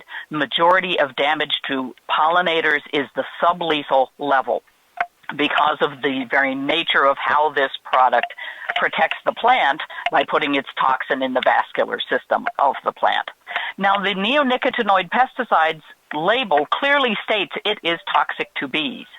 The problem becomes when homeowners buy a gallon of any of these products, any pesticide. They buy a gallon, the homeowner thinks they have to use the entire gallon. When you have a professional certified applicator, a trained applicator, they know they have to follow the label, which is law. If they go against the label, they are in violation of federal law. So it behooves us to take these products away from homeowners who don't read the label, buy a gallon, and think they need to use the whole gallon. We need to have certified and trained applicators who know they must read the label and have to follow that federal law of the label so that they use the product per the directions, not just by buying a gallon and they use the entire gallon. Because pesticides are meant to kill. We cannot continue to use the word safe around pesticides because they are, by their very nature, structured to kill. And our wild bees are suffering just as much as our managed honeybees from exposure to neonicotinoids. And yet our native pollinators are contributing more than $3 billion to the U.S. agricultural economy through their very pollination services. Recent research is showing ground nesting native pollinators exposed to neonicotinoids create 85% fewer nests and produce 89% fewer offspring. Pumpkins, squashes, and gourds are dependent upon squash bees pollinating these plants in order to set fruit. And we need those native pollinators tied to our native plants because honeybees, as immigrants and as generalists, are not tied to our native plants in this country.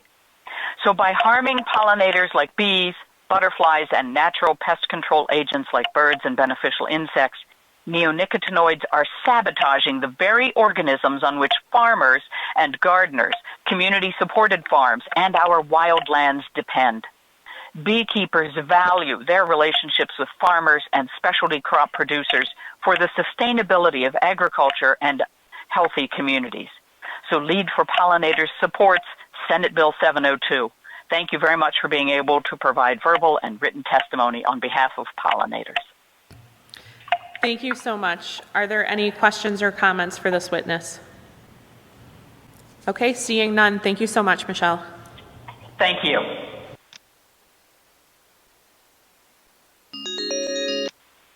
And now I believe we should have David Brunetti with us. And David, if you want to go ahead and introduce yourself to the committee, let us know what organization you're representing and what bill or bills you're testifying on. Thank you, Madam Chair. Good afternoon. I'm speaking on behalf of myself for Senate Bill 702. You have my written comments, so I'll be brief. So I'll just say that I am a former member of the Pollinator Working Group, and I fully support the amended version of this bill, the sub-A. I also want to say that since the alternatives to neonicotinoids for commercial scale use are worse for people, wildlife, and the environment, until we find something that is acceptable for commercial scale use, which is less negatively impactful to our pollinators, we're kind of stuck with this, what we have, although best use practices should be improved and used to reduce their impact. It is the residential user whose use should be restricted or prohibited, as the application of these pesticides by them is less likely to be in accordance with the label. Making neonicotinoids a restricted use pesticide would address these issues associated with them so that they can be applied only by certified applicators. I believe that the current amended version of the bill addresses these issues, and I fully support it. Thank you very much for allowing me to testify on this legislation. Thank you so much. Are there any questions or comments for this witness? Okay, hearing none, thank you for your testimony. Thank you.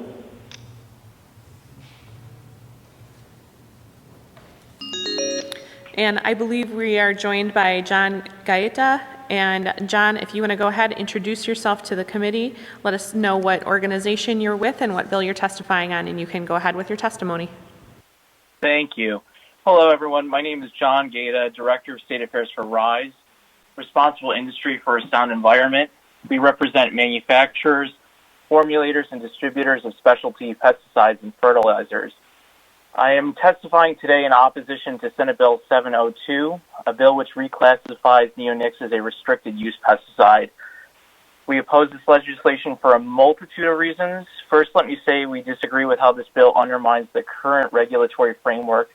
Pesticides are regulated at both the federal EPA and through the state DEM. Neonics have been thoroughly studied, reviewed, and approved for sale and use by the EPA and the DEM. Singling out a broad class of chemistry through legislation simply is not the proper way to address reclassification of pesticides. Next, I would like to reiterate the safety of neonics. When applied at proper label rates, neonics have been proven to be safe to humans, mammals, and our environment. Like I heard testimony today that we need to do this because consumers are over-applying neonics. I don't know if that statement is founded on anecdotal evidence, but I fully reject this premise that every consumer is too ignorant to follow instructions. I liken pesticides to medicine. When you have a bottle of pills, you don't grab a handful and hope for the best. You read the label, just like you do with pesticides. I would like to also stress that consumer-branded neonics are cost-effective tools homeowners can rely on when they don't have enough money to afford a licensed applicator. If your yard has a grub infestation, a pest that can destroy the infrastructure of your lawn, you can go to a hardware store and purchase a product containing neonics for about $20 or less to solve that problem. Lastly, I would like to mention the importance of neonics when dealing with invasive species. In 2018, the emerald ash borer, a beetle from Asia, made its way to Rhode Island. EAB kills ash trees, and in most cases, homeowners have to pay to have that tree cut down. This can cost hundreds, if not thousands of dollars to do so.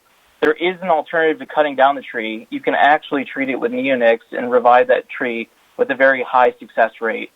Before I conclude, I would like to point out that it was offered in testimony that bird populations have been declining since the 1970s. It is worth noting that neonics did not become widely used until the late 1990s. So always a reminder to consider the source when these statistics are being discussed. In addition to my testimony today, I have provided written testimony for the committee's consideration. Thank you for the opportunity to testify today. Thank you so much. Do any of the committee members have any questions for this witness? Okay, I don't see any. Thank you so much, John, for your testimony. Thank you.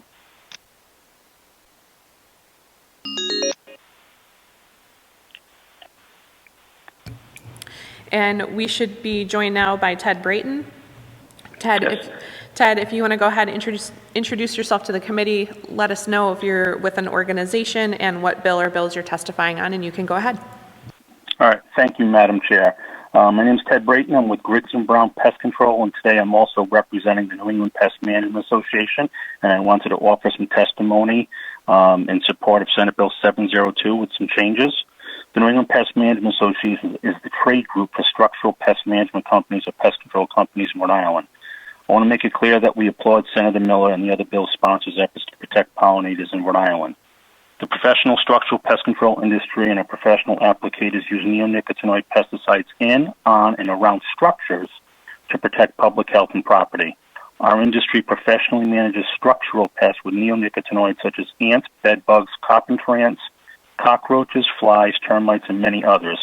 We acknowledge that Bill 702 has not targeted our industry, as our uses are unlikely to impact pollinators. The New England Pest Management Association stresses the impact that the structural pest management industry has on pollinators is nominal. Pesticide risks to pollinators are not only focused on the toxicity of a chemical, but also the potential for exposure.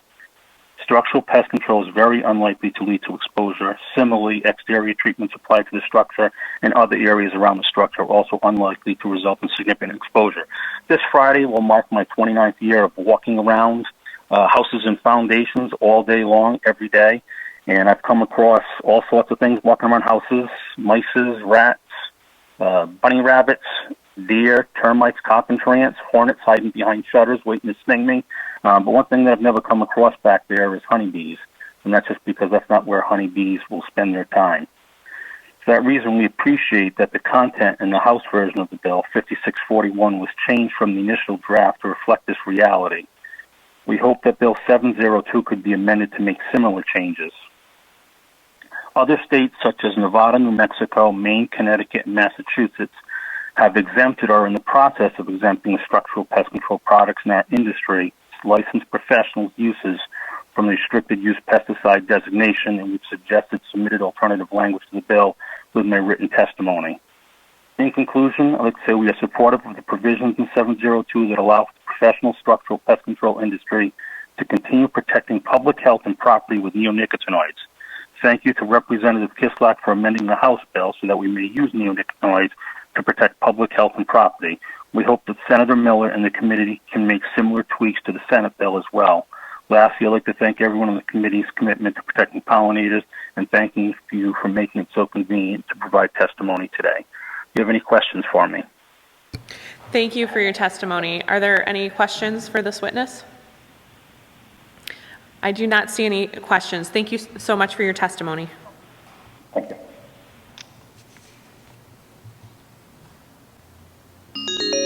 And I believe we should be joined by Ethan Hatoy. And Ethan, if you want to go ahead and introduce yourself to the committee and what organization you're with and what bill or bills you're testifying on, you can go ahead. Thank you, Madam Chair. My name is Ethan Hatoy. Thank you for giving me the time to speak today. I'll be voicing my opposition for the Senate Bill 702, which seeks to restrict the use for neonicotinoid pesticides. I've worked with my family's business in Coventry at Hatoy's Nursery since I was a little kid. I have my bachelor's degree from URI Environmental Horticulture and Turf Management. I'm a licensed pesticide applicator, a certified horticulturist, a licensed arborist, and I'm a beekeeper. As a beekeeper and a pesticide applicator, I do understand the different points of view on this matter, but I understand and interpret the research to show neonicotinoids are safer than the other classes of chemicals that were commonly used before neonics were invented. I fear the unintended consequences of restricting neonics will make everyone have to use more toxic, more expensive chemicals as a substitute and use more labor-intensive methods to control these pest problems. I worry about all the turf damage across the state to residential lawns, commercial businesses, golf courses, Little League fields, and everywhere else if people don't have access to these vital pesticides. I'm also concerned about exposing our employees and homeowners to other groups of chemicals that aren't any better for the environment. With the passing of this bill, these pest problems won't go away. We'll end up just having to use a new chemical with a different name, and it will take care of the problem, and then we'll do this all over again. Unfortunately, we do need some of these products, and this class of chemicals is the safer choice when applied properly. The problem is this bill wants you to be able to have a restricted use license to apply it. We do have a restricted use license at our nursery, but we're one of only about 300 in the state. But that wouldn't mean we would be able to apply grub control on a customer's lawn, because the person with that license would not be present during the application by one of our other employees. So restricting neonics is essentially banning it, unless everyone in the state using neonics is going to need to get restricted use licenses now. Thank you for letting me spend some time to voice some of my concerns and why I do not support this bill. Thank you so much for your testimony. Are there any questions or comments for this witness? Okay, hearing none. Thank you so much for your testimony. Thank you.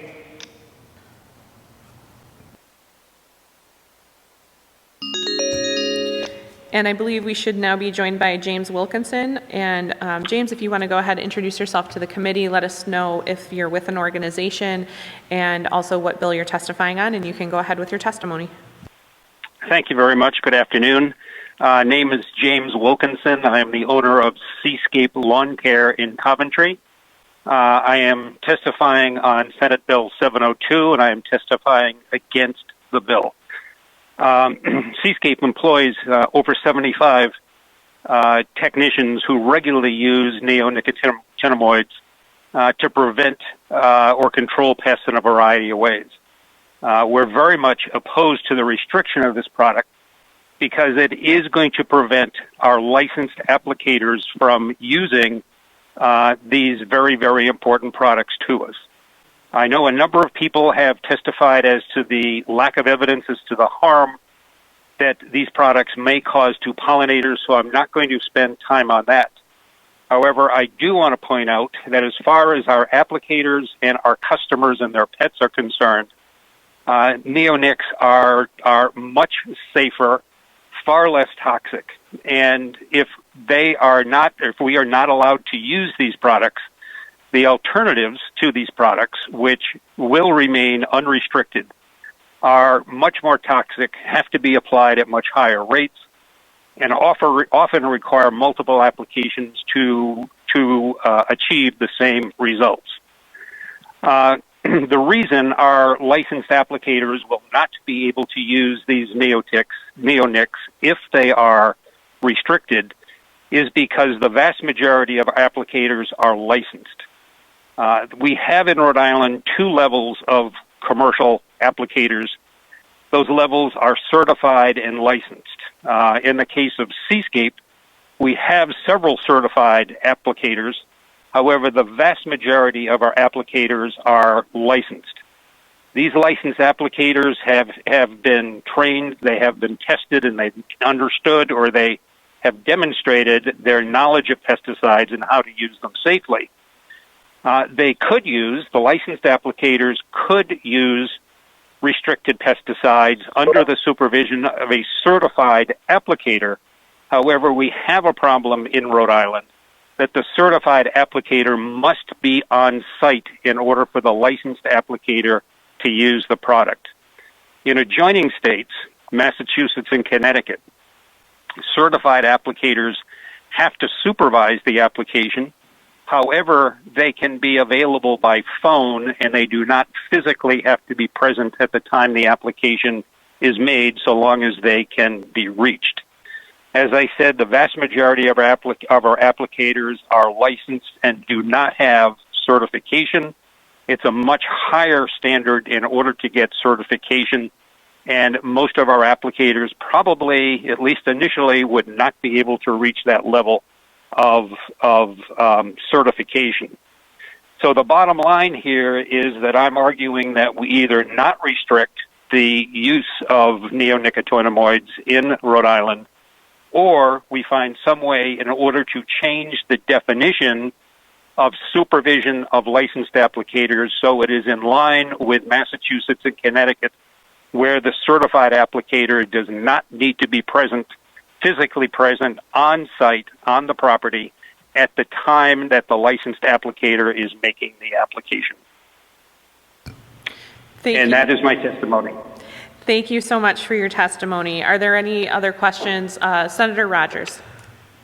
Mr. Chair, I just want to make a statement, not so much, but now we're starting to hear some testimony. I don't know much about pesticides, I really don't, but I am taking in what they're saying on both sides. And it's clear this may be one of the situations with this bill that, while it's trying to fix something, the ultimate outcome would actually make the issue much worse, is what I'm hearing, that they would have to, obviously, they will shift and try and do something to control certain things that this pesticide does. And what I'm hearing is the unintentional result would be using other things that are far worse and have to be used in much larger quantities. So I just want to make sure I'm hearing this correct. And these are people that have college educations that are in this field that I think I take that into a lot of weight. That's all I wanted to say.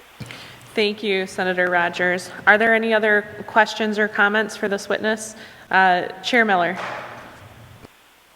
I just think I think the idea of supervised certified person being used for being available to supervise those who are licensed, I think it's a real reasonable compromise. And I'll look at the House compromises that have already been included in the bill. I think it's an instructive conversation. Senator Rogers definitely has a point, and I think the research kind of covers most of why this specific pesticide has been covered versus others. And but I do think there is a place for this type of legislation. If you look or listen carefully to the way some people talked about it, is they talked about all you had to do is read the directions. And if people just read the directions, we wouldn't have to have this kind of legislation. Well, that's why you need this kind of legislation. If we just read the directions, I chair a health committee, and if we just read the directions on prescription drugs, there would be no substance use issues. It's just not the way consumers and some applicators actually operate in the field, and so there is a need for regulation. Just because of that kind of comment is that not everybody does read the directions, and the next level of certification or licensure is there for exactly that reason. Thank you, Chair Miller. Are there any other questions or comments for this witness? Hearing none, thank you. I believe we have one more witness on this legislation, and then we have two final witnesses for the final bill on our agenda. So I believe we are joined now by Jan Martin. And Jan, if you want to go ahead and introduce yourself to the committee, and you can go ahead with your testimony. Hi, I'm Jan Martin. I'm here representing the Northeast Organic Farming Association. So obviously concerned about farming and food production in Rhode Island and pesticides being allowed to put on our food products. A lot of testimony has been given today that brought me a little bit, that actually has helped to educate me a little bit on neonicotinoids and the dangers of them. And one of the things that has come up repeatedly that is a little frustrating is that the neonicotinoids are not as bad as some chemicals, so therefore they should be allowed rather than the really, really nasty ones they might have to resort to. And, as an organic gardener and farmer, I just have to say that there are alternatives, in particular when it comes to lawn grubs. There's something called milky spore that if you apply it 1 year, I believe it has to go down in 3 applications. It works for 20 years, so it's not a repeat application every single year like you need to do with some of the other, with the neonicotinoids, et cetera, so research it, look into it a little bit, Any chemicals that are put into plants that kill bugs, even the organic ones, are not necessarily things that we want to be putting into our food things, so we really need to still look at what we are allowing our farmers to apply. Never mind just the homeowners. Yes, definitely the homeowners need to have some help and guidance in having healthy homes for themselves and their families. But the farmers also need to make certain that they're not taking the easier way of heavy-duty chemicals that last an entire season that can affect our food crops. And as an example, recently something has come up. I've been a pet owner for many years and was a professional dog trainer. There's these flea collars called Seresto flea collars that people thought were fabulous because they last a whole season and they do all of these things. Only problem is that it's killing dogs, And I suspect that we're going to find the same thing is true with some of these neonicotinoids and stuff, that as we go along, they've been used since the 90s. We're going to find out more information, so they're looking for organic, or looking for less harmful chemicals, less harmful methods. And I'm very happy that the topic on climate change came, because if the neonicotinoids kill grubs underground, they no doubt kill lots of other microbes, et cetera, that would help to have a healthier soils. So healthy soil legislation and climate change is an important part. And the neonicotinoids are definitely in a class that would kill these microbes, et cetera, that live underneath the soil. So I'm very much in support of a strong 702, and thank you very much for bringing this up and allowing me to testify. Thank you so much. Are there any comments or questions for this witness? Okay, hearing none, before we move on to the final bill, I did want to make sure the committee and the public knew that we did try to reach out to Robert Mann from the National Association of Landscape Professionals, who had signed up to give verbal testimony in opposition to this legislation. We also reached out to Martin Dagberto Lydgate from the also from the Northeast Organic Farming Association, who was in support of the bill. Both of those numbers didn't allow us to connect with them to get their testimony tonight. We also have testimony and support from Clean Water Action, Mary Pendergast, the Native Plant Trust, and Jill Parrott. We have testimony and support with amendments, a joint letter from the Department of Health and the Rhode Island Department of Environmental Management. The Treated Wood Council submitted written testimony in support, seeking amendments to the bill. And the Household Commercial Products Association opposes the bill unless it's amended. The Rhode Island Farm Bureau and CropLife America are both in opposition to Senate Bill 702. So with that, I believe we are on our final two witnesses for Senate Bill 704. And so I believe we should be joined by Dave McLaughlin. Dave, if you want to go ahead and introduce yourself to the committee, let us know what organization you're with, what bill you're testifying on, and you can go ahead. Thank you, Chairperson Oyer. Good afternoon. My name is Dave McLaughlin. I'm the Executive Director at Clean Ocean Access. We're an environmental organization focused primarily on Newport County, but certainly caring about the whole state of Rhode Island. We've learned that improving ocean health is really something that happens by starting on land. With healthy soils, you can get healthy seas. And I'm really excited to provide our support for the entitled legislation for S0704. I did provide some written testimony, so I'll try not to cover all of those points. But certainly, whether it's environmental, economic, local, or global issues, increasing the ability of our state to move towards composting our food scraps has immense benefits. It will address the filling up landfill. It sequesters carbon. It really brings to light low and no value materials. It lowers production costs for farms. It's something that we can divert food to feed the hungry. It reduces the amount of fertilizers that can be used. It saves on disposal costs.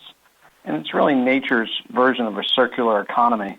And it also helps tremendously to address stormwater pollution runoff. I wanted to address a question really at the start of the session from Senator Rogers. Happy to report the University of Rhode Island does currently compost a significant amount of their food scraps. They currently use the compost plant, which is an organics waste hauler, which takes away the material and composts it at one of the 4 or 5 facilities that are available in the state. Certainly, the ability for a large institution like that to be involved with an operation themselves is something they could do. And on that side, I just wanted to cover that processing capacity is something that needs to increase in the state of Rhode Island. And as more demand for processing happens, happy to report that the DEM in recent years has really helped to streamline some of their permitting processes. Certainly, farms fall into the agriculture permit, and they can actually compost about 1 ton a day without much fanfare. To do more, they require another permit. And then there's the solid waste permit, which, depending on the size, could be something that's either very simple, moderate, or more complex, depending on the scale. So I really appreciate the Senate introducing this legislation. Again, what it does is it nudges it forward in a stepwise manner that, institutions that generate more than a ton of food scraps per week and are within 30-mile radius, the radius basically includes the whole state, they're really incentivized to compost. And, given the increasing tipping fees at the landfill, anyone generating more than a ton of food scraps will actually be saving money by hiring an organics waste hauler as opposed to tipping it at the landfill. So, the largest institutions in the state are already composting, and this bill of going from 2 tons to 1 ton and expanding the radius will simply include some of your largest restaurants and make sure that everyone in the state is moving in this direction. So happy to see this move forward, happy to address any questions, and thanks again for taking the time to put this in action. Thank you, Dave. And it looks like Senator Rogers has a question. No, it's not another statement. It is correct, and I'm glad he did point on that. Sometimes, like I said, I have a compost facility 1,000 feet from my house, and it gets very difficult with the permitting process where we almost, we have goals, but on the same token, our regulation side shoots ourselves in the foot sometimes, and everybody thinks of composting facilities, and sometimes it smells and creates issues like that, but it has to go hand in hand. We have to release some of the regulations, and the people in the neighborhoods have to understand that it's all part of the process. And I'm glad that we are looking into regulations and open that up a little bit. So like you heard him explain, there are permits at 1 ton and over that. We've really got to look into the regulations, and people got to understand if we're going to move forward with this issue on a green energy, it's we agree there's a problem, but how we get there is the solution. So that's all I wanted to say. Thank you, Senator Rogers. Are there any other comments or questions for this witness? Okay, hearing none. Thank you, Dave, for your testimony. Thank you. And we have Kevin Bruges. Kevin. Hi, yes. You can go ahead and introduce yourself. Let us know what organization you're representing and what bill you're testifying on, and you can go ahead with your testimony. Thank you, Chair Oyer, and thank you, members of the committee. My name is Kevin Boudris. I'm a staff attorney with Conservation Law Foundation, or CLF. CLF supports Senate Bill 704. I've submitted written testimony to the committee, and Dave McLaughlin just really hit all of the virtues of this bill, so I will try to be brief. I would just like to point out that about 30% of what we're burying in the central landfill is organic waste. Diverting that food waste is key to extending the life of the landfill, and it's key to combating climate change. I'd also like to point out that in our work throughout New England, CLF has seen that stricter organic waste bans, like the one in this bill, work. States like Massachusetts and Vermont have strengthened their food waste bans in recent years and seen significant corresponding increases in food waste diversion. Food waste bans like this also help support green jobs. Composting organic waste can provide up to 5 times as many jobs as landfilling that same waste. And Dave touched on this, but what's really also important here is that food waste bans are an effective way to drive food rescue. And that's something we really need right now. In large part because of the pandemic, food insecurity is at its highest levels in Rhode Island in more than 20 years. And after Vermont strengthened its food waste ban, the Vermont Food Bank saw a 70% increase in food donations over the course of 2 years. That type of increase in food donations can make a really big difference right now. So for all these reasons, CLF supports Senate Bill 704. We urge this committee to speed its passage. Thank you for the opportunity to testify, and I'd be happy to answer any questions. Thank you. Are there any questions or comments for this witness? Okay, seeing none, thank you so much, Kevin, for your testimony. Just so the committee and the members of the public know, we did get testimony in favor of this legislation from the compost plant and also from Dave's Marketplace, in addition to the verbal testimony we received tonight. That being said, those are all of the witnesses that are in front of us for this evening. We are about 2 minutes over our anticipated time, but I appreciate the next committee's patience as we were able to wrap up tonight. And with that being said, there's no further business in front of this committee for this evening. I would entertain a motion to adjourn. And moved by Senator Archambault, seconded by Senator Rogers, all in favor, and it's unanimous. Aye. Thank you. Have a good evening. The committee is adjourned.